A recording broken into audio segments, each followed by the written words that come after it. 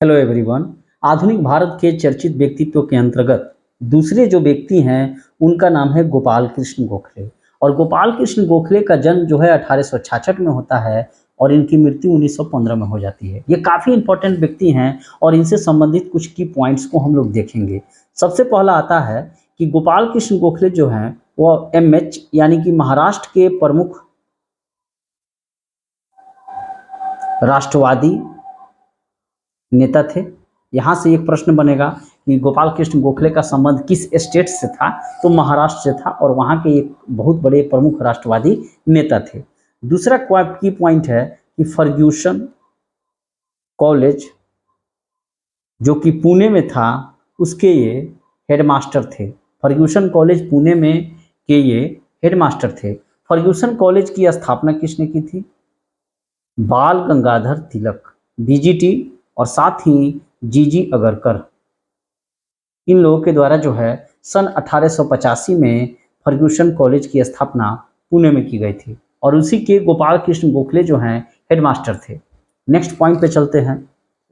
ये गोपाल कृष्ण गोखले जो हैं ये Deccan education society, Deccan education society के ये मेंबर थे।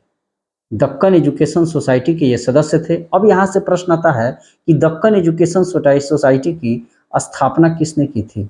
दक्कन एजुकेशन सोसाइटी की स्थापना एमजी रनाडे के द्वारा की गई थी और इसी के गोपाल कृष्ण गोखले जो हैं मेंबर थे।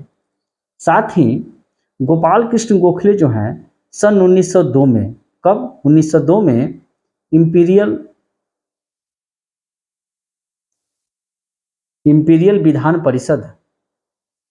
विधान परिषद के सदस्य भी चुने जाते हैं। इंपीरियल विधान परिषद के सदस्य चुने जाते हैं।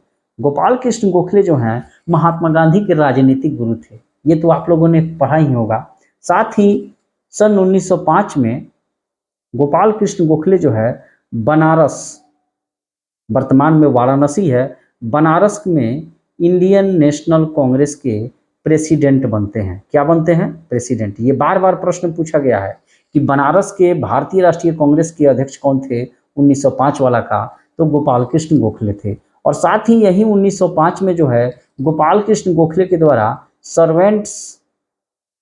ऑफ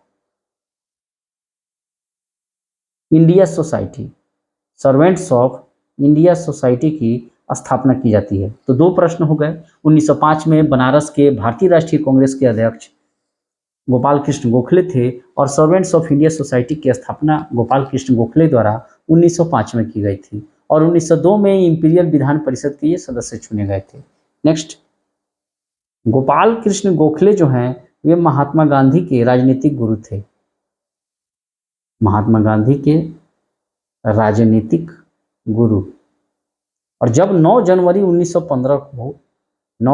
1915 को गांधी जी इंडिया आते हैं तो इनको अपना राजनीतिक गुरु बना लेते हैं, गोपाल कृष्ण गोखले को। और गोपाल कृष्ण गोखले के कहने पर ही प्रारंभ में 1915 से लेकर 1917 तक महात्मा गांधी जो हैं 2 वर्षों तक, कितने वर्षों तक? 2 वर्षों तक गांधी जी पूरे देश का भ्रमण करते हैं, तब जाकर अपनी राजनीतिक कार्यक्रम को आगे बढ़ाते हैं, जैसे चंपारण सत्याग्रह, खेड़ा सत्याग्रह, अहमदाबाद मील मजदूर। तो यहाँ पे एक प्रश्न था कि महात्मा गांधी के राजनीतिक गुरु कौन थे? गोपाल कृष्ण गोखले। और गोपाल कृष्ण गोखले के राजनीतिक गुरु कौन थे? एमजी रनाडे। तभी तो दक्कन एजुकेशन सोसाइटी की स्थापना जब एमजी रनाडे के द्वारा की गई तो उसके मेंबर गोपाल कृष्ण गोखले बन गए। यहाँ से एक प्रश्न और बार बार पूछा जाता है जो फंसता भी है, जैसे कि एक पत्र है जिसका नाम है सुधारक।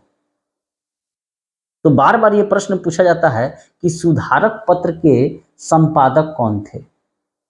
सुधारक पत्र के संपादक,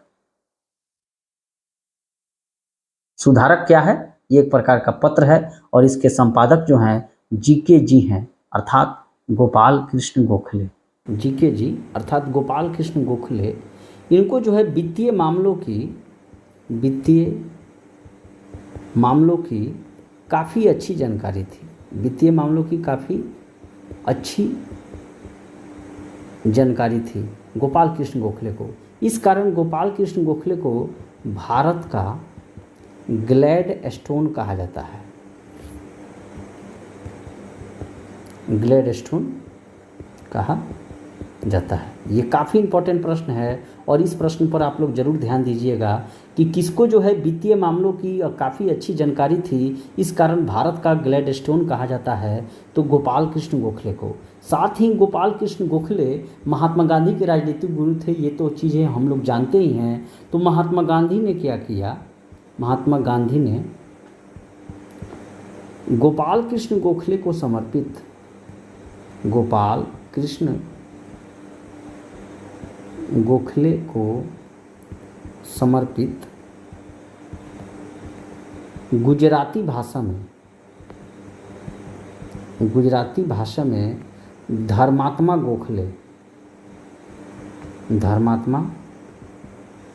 गोखले पुस्तक लिखी। किसने लिखी पुस्तक? धर्मात्मा गोखले, महात्मा गांधी ने लिखी। किसको समर्पित किया? गोपाल कृष्ण गोखले को, जो महात्मा गांधी के राजनीतिक गुरु थे। तो महात्मा गांधी ने गोपाल कृष्ण गोखले को समर्पित किया धर्मात्मा गोखले नामक पुस्तक लिखकर। किस भाषा में? गुजराती भाषा में। और साथ ही वित्तीय मामलों की काफ़ी अच्छी जानकारी होने के कारण भारत का ग्लैड स्टोन किसे कहा जाता है? तो गोपाल कृष्ण गोखले को। ये काफ़ी इम्पोर्टेंट प्रश्न है, इन सब प्रश्नों पे आप लोग ध्यान रखिएगा। चीज़ों को दोहरा लें ताकि चीज़ें जो है याद रहेंगी।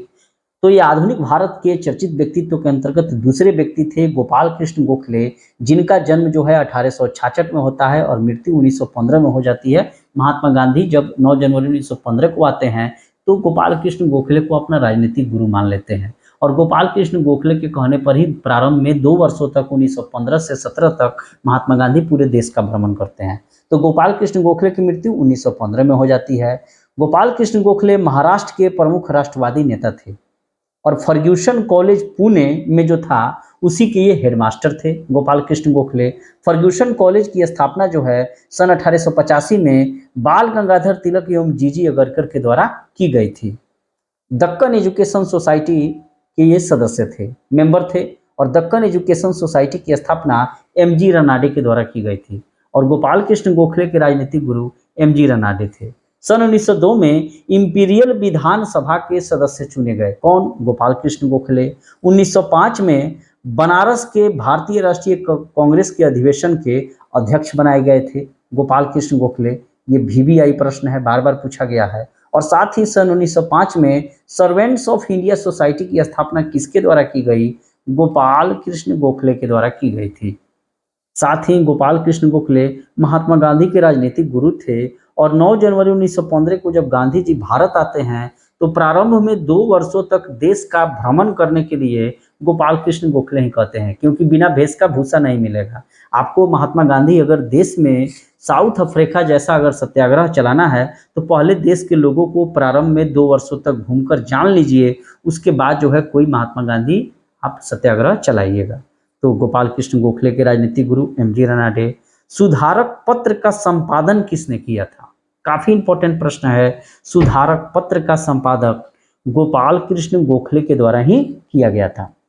ठीक है, तो इस प्रकार ये सीरीज कैसी लगी? अगर अच्छी लगी हो तो चैनल को जरूर सब्सक्राइब करें, साथ ही लाइक करें, शेयर करें और कमेंट करना न भूलें। Thank you.